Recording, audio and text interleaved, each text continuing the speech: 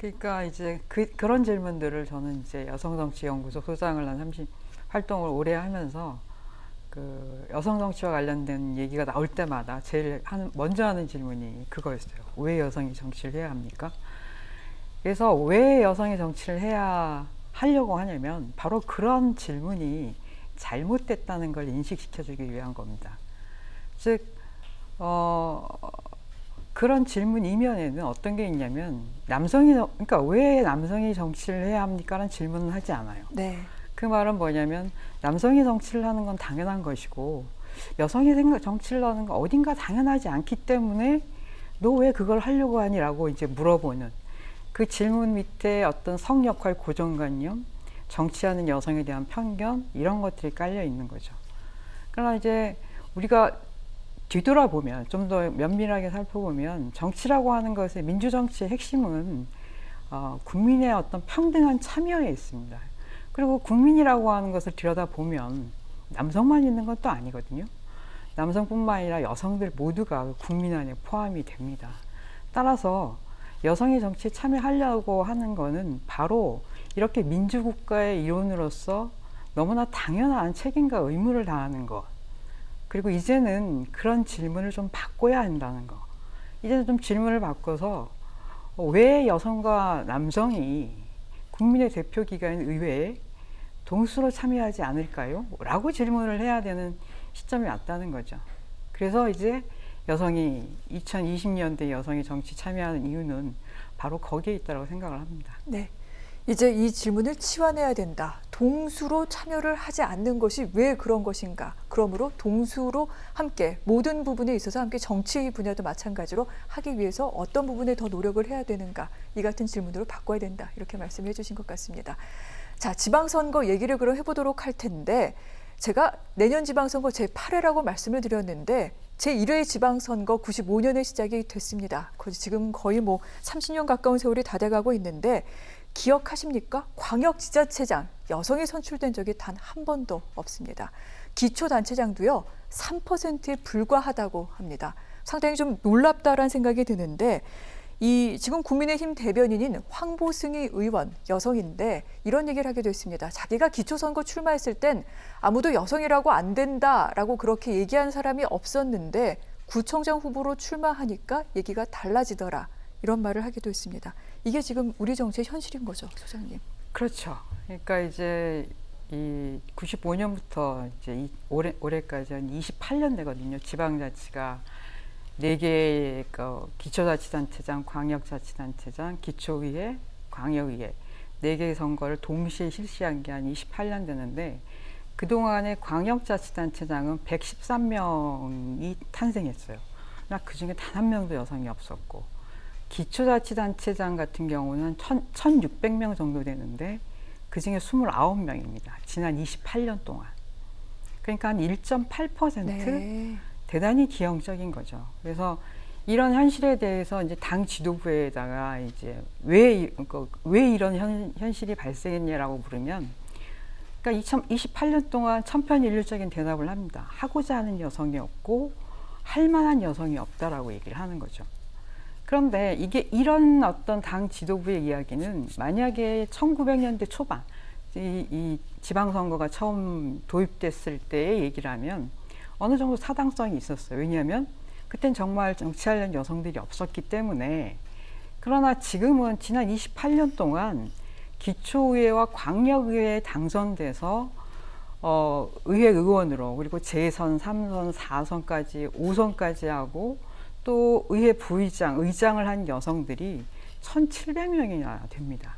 이제 더 이상 지금 와가지고 하고 싶어하는 여성도 없고 할 만한 여성이 없다라고 하는 거는 그냥 그저 정당 내 지도부 지금 현재 남성들이 그걸 장악하고 있기 때문에 내주기 싫다 이 얘기랑 똑같은 얘기밖에 되지 않는 거죠.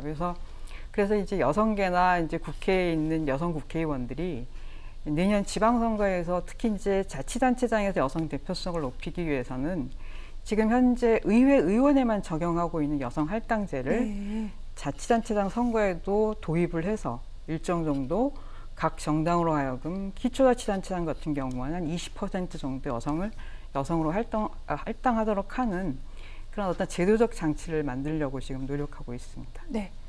자, 방금 말씀하신 여성 할당제, 지금은 이 얘기를 해보도록 하겠습니다. 아울러 앞으로 이 선거에 있어서 여성 할당제를 적용해야 된다. 지금 여성계에서 목소리를 높이고 있는데, 하지만 이 사회적으로 지금 굉장히 좀 갈등, 어떤 그 의견 대립이 격렬한 이슈 가운데 하나이기도 합니다. 여성 할당제는 여성의 사회 공직 진출을 위해서 일정 비율 이상을 여성에게 자리를 할당해야 된다라는 제도인데, 여기에 대해서 필요하다는 의견도 있지만 이거 더 이상 필요 없다, 폐지해야 된다, 오히려 남성에 대한 역차별이다, 이런 얘기가 나오고 있는 대목도 있습니다. 뭐 일각에서는 이거 너무 여성들만 우대하는 게 아니냐, 이런 얘기를 하시는 분도 분명히 계세요. 어떻게 봐야 될까요? 지금 현재 우리나라에서 여성 할당제를 도입하고 있는 분야가 많을 것 같습니까? 너무 많아가지고 이렇게 할당제에 대한 백래시 반발이 심할 것 같습니까? 글쎄요, 기업체에서도 거의 없고 잘 모르겠는데요. 그렇죠. 네. 많지가 않습니다. 그렇군요. 그러니까 정치 영역에서 선거 때 후보 공천할 때 여성 할당제가 있고, 또 하나는 작년에 이제 그 자금시장법이 개정되면서 2조 원 이상 상장 법인 같은 경우에는 이사에 여성 한 명을 의무적으로 네. 이제 임명하도록 하는 거.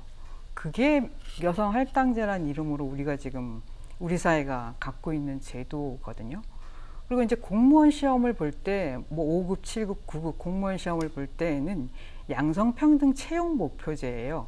한 성이 70%를 넘지 못하도록 하는 규정이 있습니다. 그래서 지금까지 그게 2003년부터 도입돼 가지고 지금까지 적용을 했는데, 실질적으로 따져보면 남성들이 더 많은 혜택을 받다는 거죠. 한 2배 정도가 더 많고, 그러니까 추가로 당선된 그 자들의 성비를 보면 남성이 여성보다 더 많아요.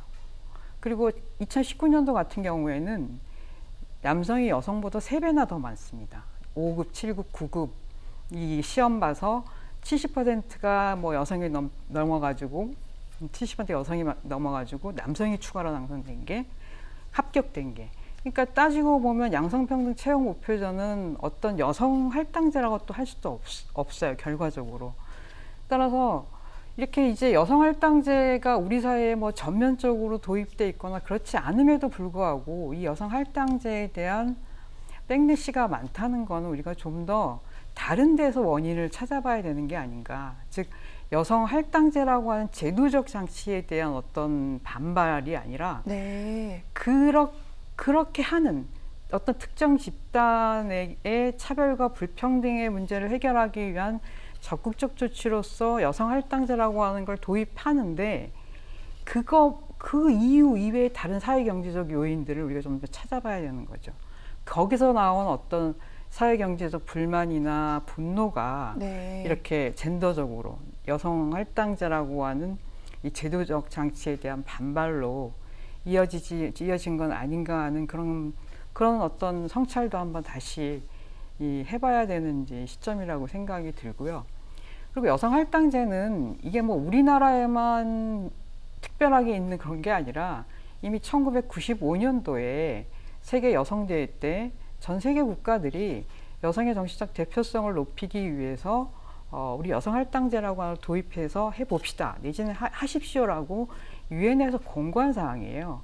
그래서 지금 2021년 현재를 따지면 전 세계 191개 국가 중에 126개국, 그러니까 한 70% 가까이가 여성 할당제를 도입하고 있고요. 그리고 국회의원이 30%가 넘는 나라들의 그가 한 53개국 되는데, 그 중에 45개 국가가 여성 할당제를 도입하고 있습니다. 즉 여성 할당제를 통해서 정치형에서 생기는 불평등이라고 하는 문제를 해결하고 있는 거죠. 네. 어떻게 보면 여성 할당제를 도입했기 때문에 그렇게 많은 분들이 또 진출할 수 있었다. 그렇죠. 그렇게 봐야지만 되겠네요.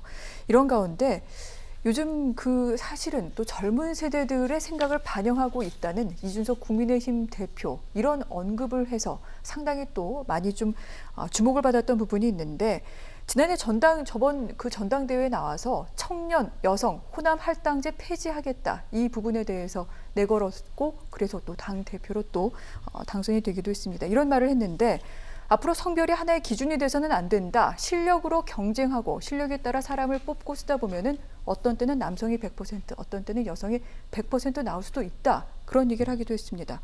여기에 공감한다. 이런 젊은 세대들도 많습니다. 소장님, 이 부분은 어떻게 봐야 됩니까? 저는 동의하지 않습니다. 네. 그러니까 예를 들어서 컴퓨터를 잘 고치는 기능사를 우리가 선발할 때에는 최고의 실력을 가진 사람, 그 분야의 자격증도 있고 최고의 능력을 가진 사람을 선택하는 게 맞습니다.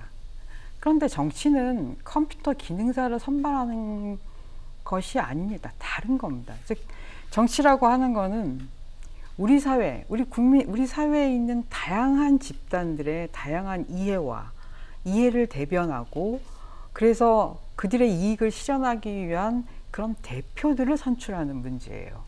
이거는 따라서 이 문제는 정치에 있어서 사람을 선발한다는 거, 나를 대변할 수 있는 사람을 선발한다는 거는 능력의 문제가 아니라 동등함이 중요한 거예요. 네. 그러니까 공부 잘하는 사람만 대변돼서는 안 되고 공부 못하는 사람도 내 대표가 국회에 있어야 되는 거죠. 즉 자본가의 이해를, 기업인을 대변해주는 사람도 있어야 되고 농민을 대변해주는 사람도 있어야 되고 또 최근에 우리 유호정 의원이 얘기했던 타투하는 사람의 이익을 대변해주는 사람도 그 자리에 있어야 되는 겁니다. 그래서 정치라고 하는 거는 능력의 문제가 아니라 동등한 대표성의 문제이기 때문에 그런 차원에서 보면 지금 청년이 유권자의 한 25% 정도 차지하지만 국회의원은 5%도 안 돼요. 그럼 청년의 대표성이 낮아요. 그럼 청년이라고 하는 세대 변수를 고려해야 되고 여성은 유권자의 50%이지만 19%의 대표가 안 돼요. 네. 그럼 그 부분도 고려해야 되고 특정 정당의 같은 경우는 호남이 적거나 영남이 적거나 그렇습니다. 그러면 그 부분도 고려를 해줘야 돼요. 이렇게 우리 사회에 있는 다양한 요소들을 고려해서 네.